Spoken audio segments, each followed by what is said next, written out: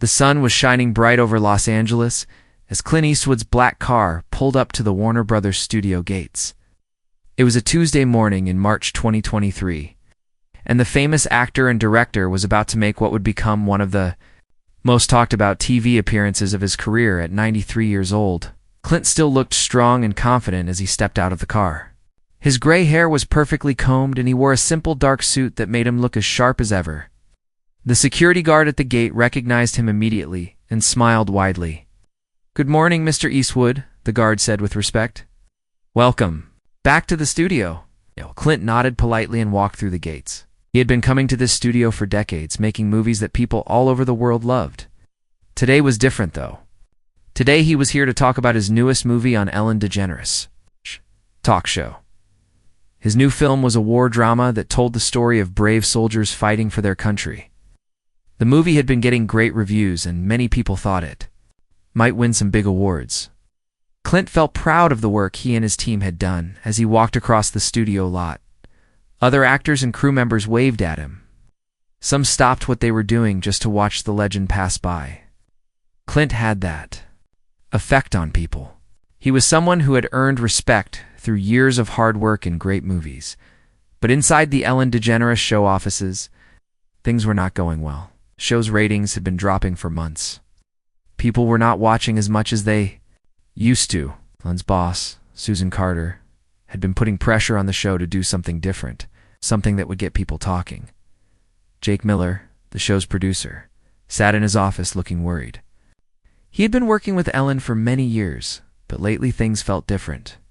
The fun and happy feeling that the show used to have was gone. Now everything felt forced and desperate.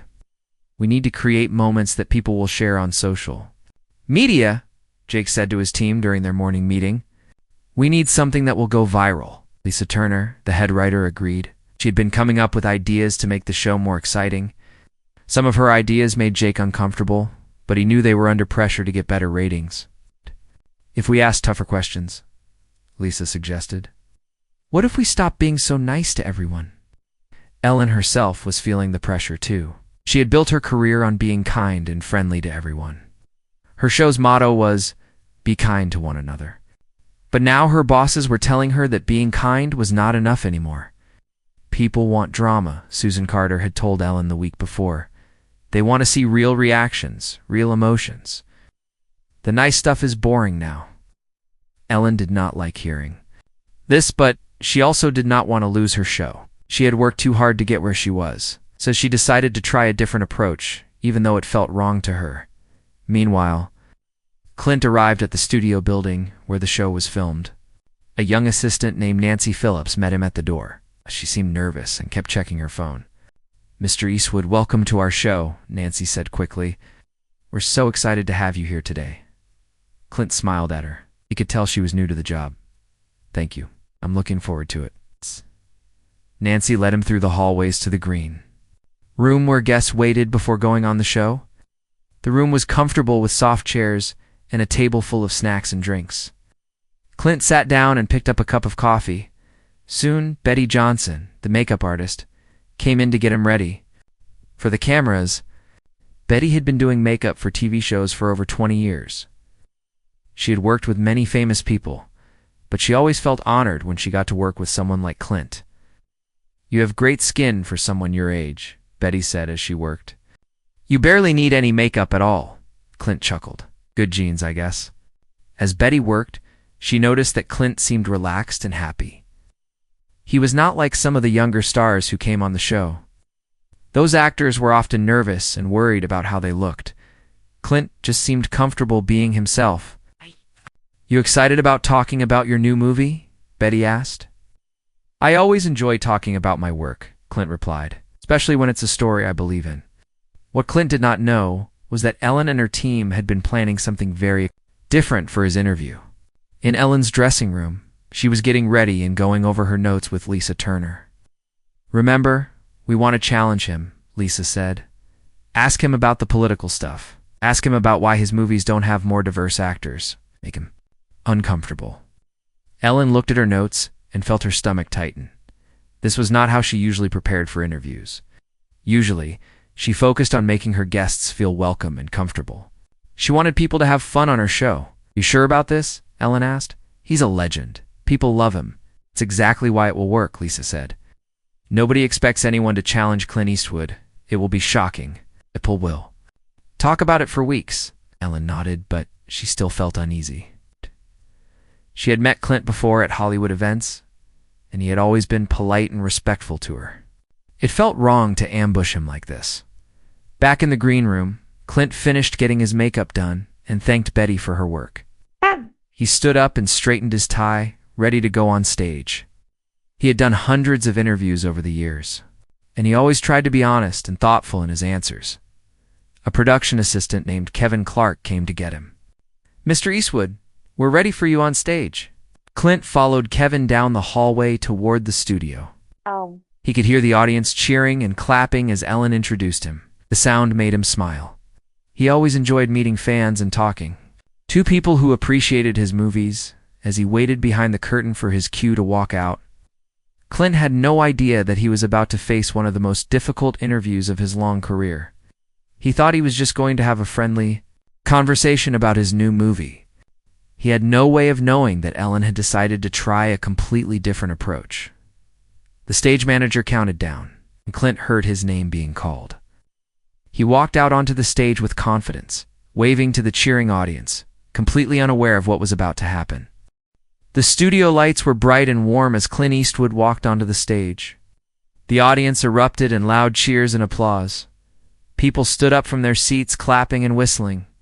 Some fans were taking pictures with their phones. Clint smiled and waved back at them. "Hey." Clearly enjoying the warm welcome, Ellen DeGeneres stood up from her chair behind the desk and walked over to greet him. She was wearing a bright blue shirt and had a big smile on her face, but something felt different about her energy. She seemed more tense than usual, though most people in the audience could not tell. "Ladies and gentlemen, the one and only Clint Eastwood," Ellen announced as she shook his hand. The audience cheered even louder. They both sat down, and Ellen looked at her note cards. In the control room, Danny Green, the show's director, was watching everything on multiple screens. He'd worked on television shows for 15 years. But he had never seen Ellen look so nervous before an interview. "So Clint, thank you for being here," Ellen said, her voice sounding cheerful but slightly forced. "Tell us about your new movie." Clint settled into his chair and spoke in his familiar, calm voice. "Well, it's a story about soldiers who showed incredible courage during a very difficult time in history. I wanted to honor their sacrifice and tell their story the right way." The audience listened quietly as Clint explained the movie. He talked about how long it took to research the story and how important it was to him to get all the details right. His passion for the project was clear in every word he spoke. Ellen nodded along, but she kept glancing at her notes. Lisa Turner, the head writer, was standing off to the side of the stage, making hand signals to Ellen. She was reminding Ellen about their plan to make the interview more confrontational. "That's great," Ellen said, but her tone was starting to change. "But I have to ask you something. A lot of people have been talking about your movies lately. They say you don't cast enough actors from different backgrounds. What do you say to that?" The question caught Clint off guard. He had expected to talk about his new movie, not defend his casting choices. But he handled it professionally, as he always did. "I cast the best actors for each role," Clint said calmly. "I've worked with actors from all different backgrounds throughout my career. I believe in choosing people based on their talent and how well they fit the character." Ellen was not satisfied with his answer. She leaned forward in her chair and pressed him further. "But don't you think you have a responsibility to do more? I mean, Hollywood has been criticized for not being inclusive enough." In the audience, people were starting to feel uncomfortable. Amy Rodriguez, who had been excited to see Clint Eastwood in person, noticed that something felt wrong about the interview. The usual fun and friendly atmosphere of Ellen's show was missing. "I've always tried to tell stories that matter," Clint replied, still keeping his voice steady. "My job as a director is to serve the story and the characters, which I hire the best people I can find." Ellen flipped through her note cards again. She could see Lisa Turner making more hand signals from the side of the stage. Paul Harris, a studio executive, was also watching from backstage. He looked worried about where the interview was heading. "Let's talk about your political views," Ellen said suddenly. You've supported some candidates that a lot of people in Hollywood don't agree with. Don't you think that's out of touch? The audience grew even more quiet. This was not the kind of question people expected Ellen to ask. Steve Martinez, one of the camera operators, had been filming TV shows for over a decade. He had never seen Ellen act this way with a guest before. Clint paused for a moment before answering. He was clearly surprised by the direction of the questions, but he remained composed. I believe in voting for the people I think will do the best job. I don't think everyone has to agree with me, and I don't expect them to. But when you're a public figure, don't you think your opinions influence people? Ellen pushed back, especially when those opinions go against what most people in Hollywood believe. Nancy Phillips, Ellen's assistant, was standing near the side of the stage. She had been working with Ellen for 3 years, and she had never seen her boss act this aggressively with a guest. Nancy kept checking her phone, watching as social media posts about the interview started appearing. I think people are smart enough to make their own decisions, Clint said. I've never told anyone how to vote or what to think. I just try to be honest about my own beliefs. Ellen was getting more aggressive with each question, she interrupted. Clint, when he was trying to explain his position, but doesn't that seem irresponsible? Using your fame to promote ideas that might hurt people? The tension in the studio was becoming obvious to everyone. Tom Anderson, the stage manager, was getting nervous. He had been working in television for 20 years, and he knew when an interview was going badly. I started making signals too. Ellen, trying to get her to change the subject. Kevin Clark, the production assistant, was watching from the wings. He could see that some audience members were looking at each other with confused expressions. This was not what they had expected.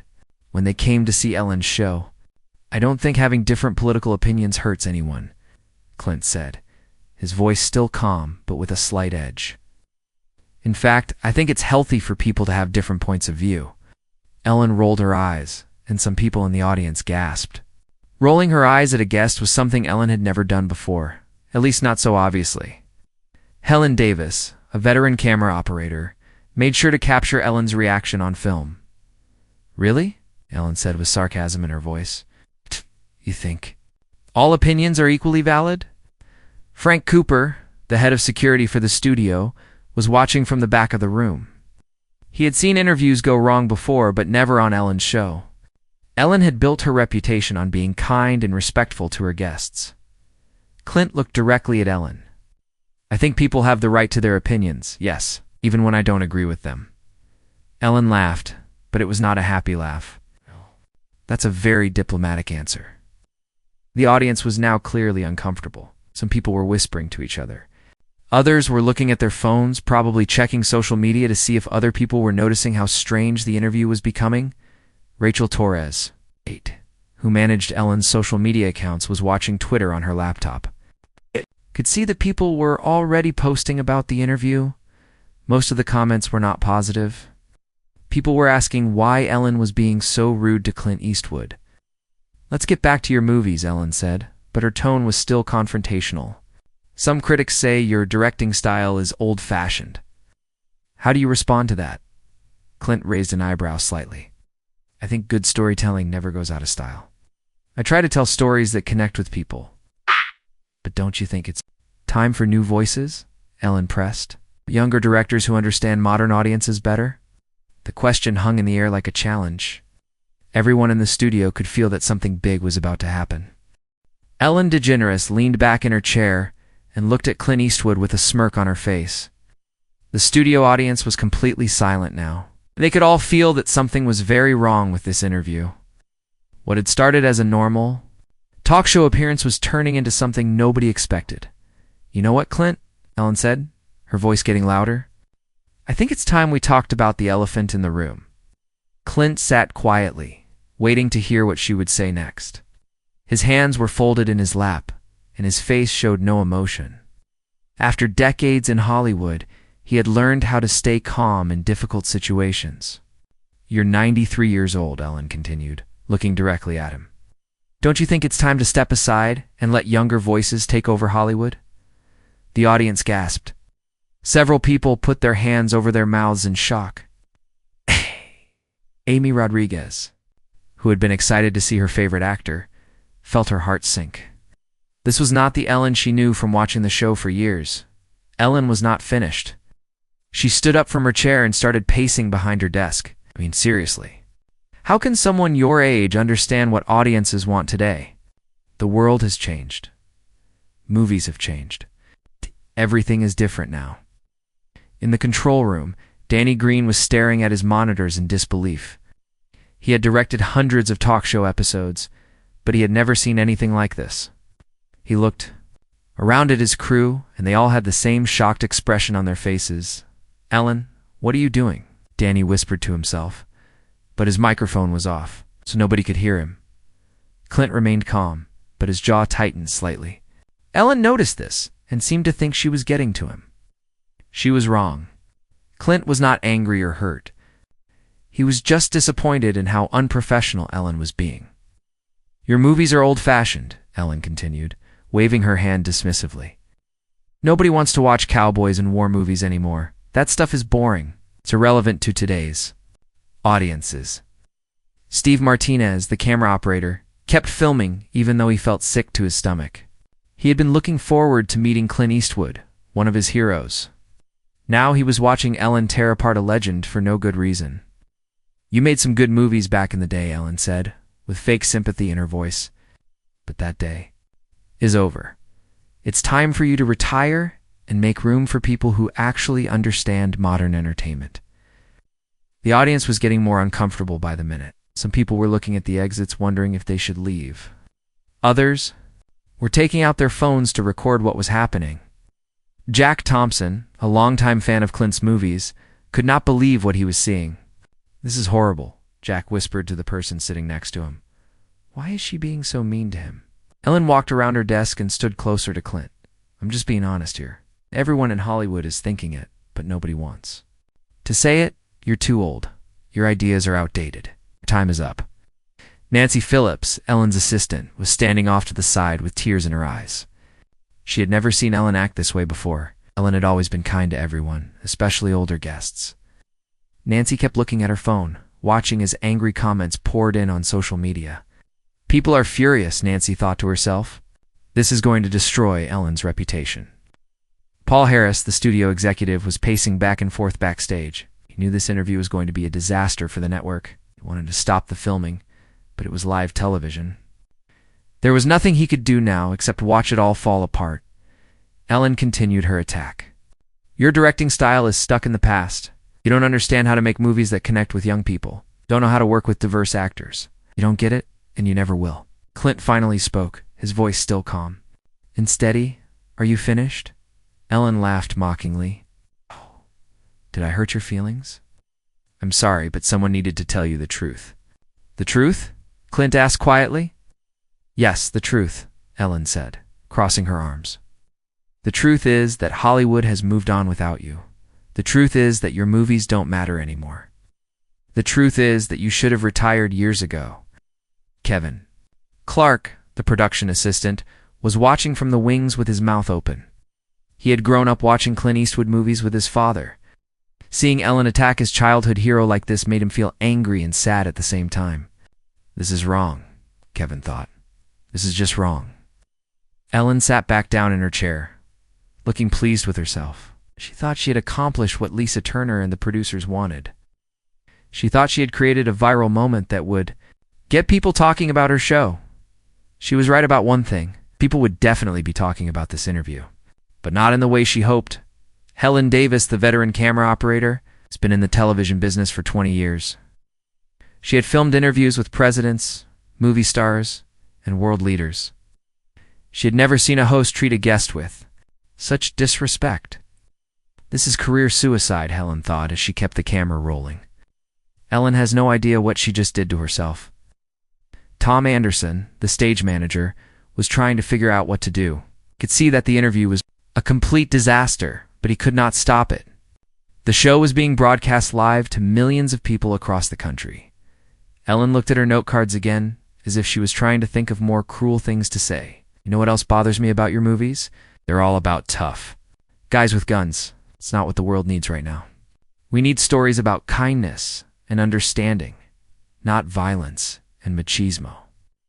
The irony of Ellen talking about kindness while being incredibly cruel to her guest was not lost on anyone in the studio. Frank Cooper, the security chief, was getting ready to step in if things got any worse. He had never had to protect a guest from the host before. Rachel Torres was frantically typing on her laptop, trying to do damage control on social media, but it was too late. Videos of Ellen's attack were already being shared thousands of times. The comments were brutal. "Ellen has lost her mind," one person wrote. "How dare she treat Clint Eastwood like this? This is disgusting," another comment. "Read Ellen should be ashamed of herself." Ellen seemed oblivious to the disaster she was creating. She kept going, attacking everything from Clint's age to his movie choices, to his political beliefs. Each word made things worse for her and her show. "Maybe it's time for talk shows hosted by younger people too," Ellen said with a cruel smile. "People who actually understand what audiences want to see." The audience was completely silent now. Even Ellen's biggest fans were horrified by what they were witnessing. This was not the Ellen they knew and loved. This was someone else entirely. Clint Eastwood sat quietly through it all, waiting for his moment to respond. He had been in Hollywood long enough to know that sometimes the best thing to do is let people reveal who they really are. Ellen was doing exactly that, and soon she would face the consequences. The studio was so quiet, you could hear a pin drop. Ellen DeGeneres sat back in her chair with a satisfied look on her face, thinking she had won some kind of battle. She had just spent several minutes attacking one of Hollywood's most respected figures, and she seemed proud of herself. But Clint Eastwood was not finished. He had listened patiently to every cruel word Ellen had said. Now it was his turn to speak. And everyone in the studio was about to witness something they would never forget. Clint slowly leaned forward in his chair. His movements were calm and deliberate, like everything he did. He looked directly at Ellen with those famous eyes that had stared down countless villains in movies. But this was not a movie. This was real life. "Are you done?" Clint asked in his quiet, steady voice. Ellen shrugged. "I think I've said what needed to be said." Clint nodded slightly. "Good. Now it's my turn." The audience held their breath. "Amy!" Rodriguez gripped the arms of her seat, not knowing what to expect. Jack Thompson leaned forward, hoping Clint would defend himself against Ellen's terrible attack. "Ellen!" Clint began, his voice still calm, but carrying a weight that filled the entire studio. "I've been in this business for over 50 years. I've seen a lot of things. I've worked with thousands of people. But I've never seen anything quite like what just happened here." Ellen's smile started to fade. Something in Clint's tone told her that she might have made a mistake. "You just spent 10 minutes telling me that I'm too old, that my work doesn't matter. I would disappear," Clint continued. "You did this on live television, in front of all these people, without any respect for me as a person or as a guest on your show." In the control room, Danny Green was completely focused on his monitors. He could see that something important was happening. This was not just an interview anymore. This was a moment that would be remembered for years. "Talked about kindness," Clint said, his voice getting slightly stronger. "Your show's motto is be kind to one another, but there was nothing kind about what you just did. In fact, it was the opposite of everything you claim to stand for." Ellen tried to interrupt. "Well, I was just being honest." "No," Clint said firmly, holding up his hand. "Weren't being honest. You were being cruel. There's a big difference." The audience was completely silent. Steve Martinez kept his camera focused on Clint, knowing that he was filming something special. This was the moment when a true professional showed everyone how to handle a difficult situation with class and dignity. "You asked me about my age," Clint continued. "Yes, I'm 93 years old. I'm proud of every one of those years. Each year taught me something. Each year made me better at what I do. Age isn't something to be ashamed of, something to be respected." Nancy Phillips felt tears in her eyes again, but this time they were different tears. Was watching a master at work. Clint was not yelling or getting angry. He was simply speaking the truth with quiet strength. "You said my movies don't matter anymore," Clint went on. "Let me tell you something about movies. Good stories never go out of style. Truth never goes out of style. Respect never goes out of style. These things matter just as much today as they did 50 years ago." Paul Harris was watching from backstage, and he could see that the audience was completely on Clint's side now. Every person in that studio was hanging on his every word. It criticized my casting choices, Clint said. Hey. In my 50 years of making movies, I've worked with actors of every background, every color, every age. I've given opportunities to people who had never been in movies before. I've always chosen the best person for each role, regardless of anything else. Ellen was starting to look uncomfortable. She was realizing that Clint was not going to let her attack go unanswered. But more than that, she was beginning to understand that she had picked the wrong person to mess with. You talked about young voices in Hollywood, Clint continued. I support young voices. I've mentored dozens of young directors and actors. I've helped them get their start in this business. But experience matters too. Wisdom matters. You don't throw away knowledge just because it comes from someone older. Kevin Clark was watching from the side of the stage, completely amazed. Had never seen anyone handle a hostile interview like this. Clint was turning the tables without raising his voice or saying a single mean word about Ellen. You know what I've learned in my long career? Clint asked, looking directly at Ellen. I've learned that respect is earned, not demanded. I've learned that attacking someone on television doesn't make you look strong. It makes you look weak. The audience was starting to nod in agreement. Some people were even starting to clap softly. They could see that Clint was handling this situation with more grace than anyone could have expected. You want to know what's really outdated? Clint asked. Treating guests poorly on your show? That's outdated. Being disrespectful to people who come here to promote their work? That's outdated. Forgetting that behind every career is a human being who deserves basic courtesy. That's what's really outdated. Ellen was squirming in her chair now. She had expected Clint to get angry or maybe even walk off the show. She had not expected him to calmly dismantle her entire argument while maintaining his dignity. I came here today to talk about a movie I'm proud of, Clint said. It's a story about brave people who faced impossible odds. They didn't give up when things got tough. They stood up for what was right, even when it was difficult. Tom Anderson, the stage manager, was watching in complete admiration. In 30 years of television, he had never seen anyone handle a hostile interview with such skill and class. Maybe that's what bothers you about my movies, Clint continued. They're about people who don't back down when they're challenged. They're about people who stand up for themselves and others. They're about people who do the right thing, even when nobody's watching. The audience was completely with Clint now. Some people were nodding their heads. Others were wiping tears from their eyes. Everyone could see that they were witnessing something special. You asked me if I think it's time to step aside, Clint said, his voice getting stronger. Let me answer that question. I'll step aside when I stop having stories to tell. I'll step aside when I stop caring about my work. I'll step aside when I stop believing that movies can make a difference in people's lives. But I won't step aside just because someone thinks I'm too old.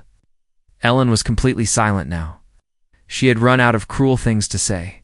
More importantly, she was starting to realize that her attack had completely backfired. Respect isn't about age, Clint concluded. It's about how you treat people. It's about the work you do. It's about the legacy you leave behind. Today you had a chance to show respect to a guest on your show. Instead, you chose to attack me.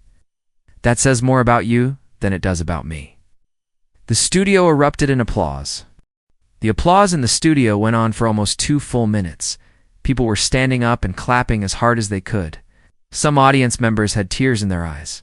They had just watched Clint Eastwood handle one of the most disrespectful interviews in television history with perfect grace and dignity.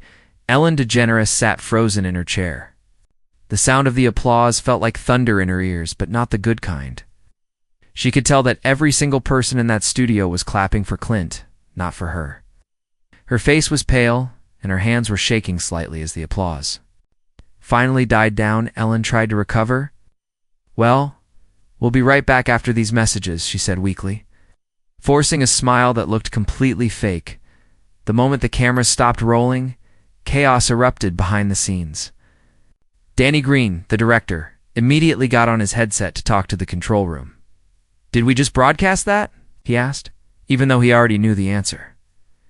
Nancy Phillips rushed over to Clint as he stood up from his chair. I am so sorry, she said, her voice full of emotion. That was completely inappropriate. That's not how we normally treat our guests. Clint looked at her kindly. It's not your fault, young lady. You were just doing your job. Meanwhile, Ellen had disappeared into her dressing room. She slammed the door behind her and sat down heavily in her chair. For the first time since the interview started, she was alone with her thoughts. Those thoughts were not pleasant. Her phone was already buzzing with text messages and calls. Ellen picked it up and saw dozens of missed calls from her agent, her publicist, and her manager. She did not want to talk to any of them yet. Outside her dressing room, the studio was buzzing with activity. Paul Harris, the studio executive, was on the phone with his boss. "Yes, sir, it was as bad as it sounds," he was saying. "Maybe worse." Steve Martinez was packing up his camera equipment, but he could not stop thinking about what he had just filmed. "That was incredible," he told his camera assistant. "Clint Eastwood just gave a masterclass on how to handle bullies." Within 30 minutes of the show ending, clips of the interview were already appearing on social media. Rachel Torres, who managed Ellen's social media accounts, was watching in horror as the video spread across the internet faster than she had ever seen anything spread before. The first clip to go viral showed Ellen telling Clint he was too old and should retire. The comments were brutal. "This is disgusting," one person wrote. "How dare she treat a legend like this?" But it was the second clip that really made people angry. This one showed Clint's response, where he calmly explained what respect really means. People were sharing this video with comments like, "This is how a real man handles disrespect, and Clint Eastwood is a class act."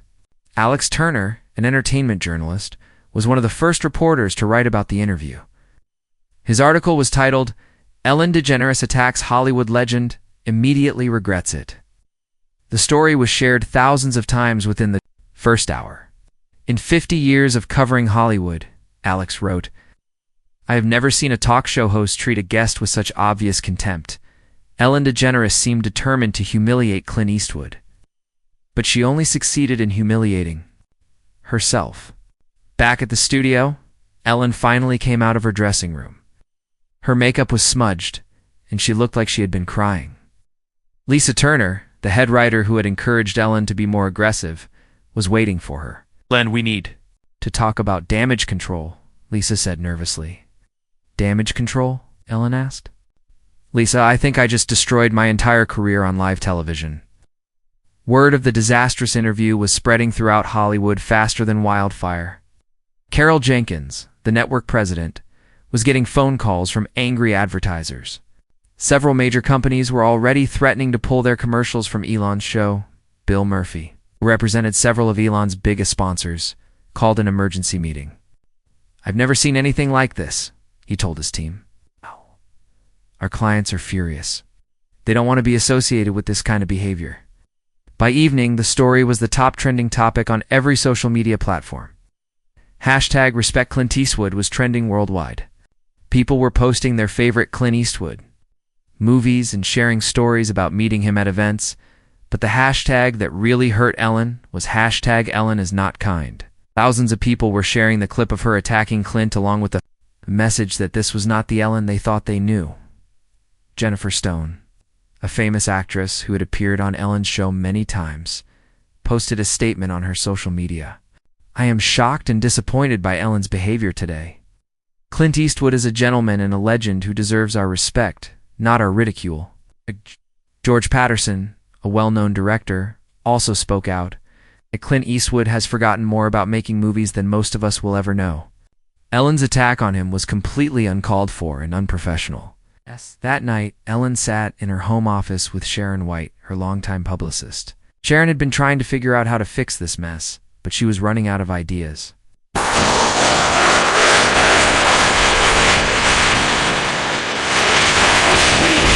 "Could issue an apology," Sharon suggested. "Will that be enough?" Ellen asked. Sharon shook her head. "Honestly, I don't think so. This was really bad." "Ellen, people are not just angry about what you said to Clint. They're angry because it goes against everything your show is supposed to represent." Ellen put her head in her hands. "I know. I don't know what I was thinking. Lisa and the producers kept saying we needed to create viral moments, but this is not what I wanted." Roy Johnson, who managed Ellen's social media accounts, was working late into the night trying to control the damage. But every time he posted something, it got flooded with negative comments. The next morning, entertainment reporter Mike Davis published a detailed analysis of the interview. Ellen DeGeneres built her career on being kind, he wrote. Her show's motto was "Be kind to one another." But yesterday, she was anything but kind to one of Hollywood's most respected figures. Mike's article went on to explain how Clint's response had been perfect. Rather than getting angry or walking off the show, Eastwood showed the world what real class looks like. He defended himself without attacking Ellen personally. He stood up for his values without being cruel. It was a masterclass in dignity.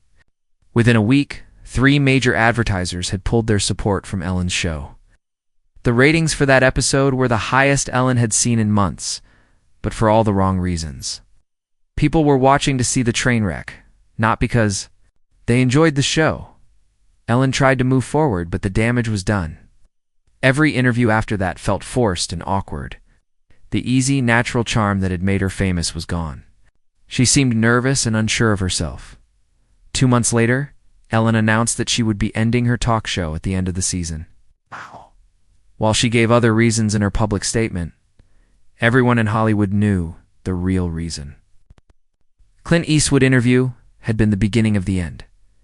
Meanwhile, Clint's new movie went on to be a huge success.